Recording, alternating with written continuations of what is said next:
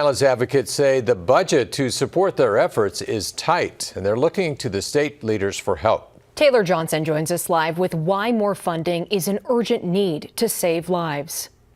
Aaron and John, experts say rising costs and inflation have made it harder for programs to meet the needs of domestic violence victims. And after recent incidents in our state, more people are looking for their help.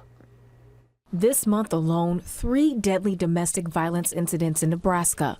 The most recent on Wednesday, when a 21-year-old woman was allegedly hit by a car before she was shot to death by a man in Lincoln. Anytime there is something that is high profile or that there's a lot of media attention around, then typically our calls to both us as well as to our member programs increase. Kristen McTaggart is the executive director of the Nebraska Coalition to End Sexual and Domestic Violence.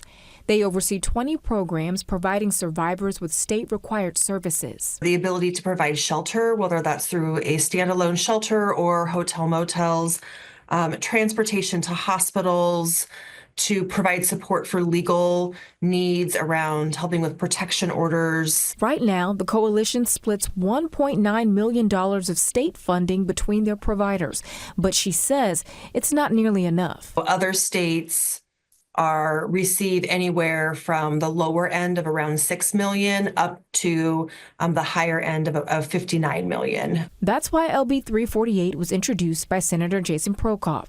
It proposes adding an extra $3 million to funds already given for domestic violence services.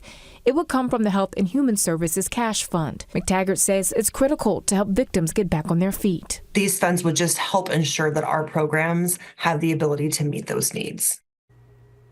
A hearing for LB 348 is happening on March 10th, and if you can't be there in person, we do have a link on our website where you can submit a public comment. Now, if you or someone you know is experiencing domestic violence and needs help right now, you can call 1-800-799-SAFE. In the studio, Taylor Johnson, First Alert 6.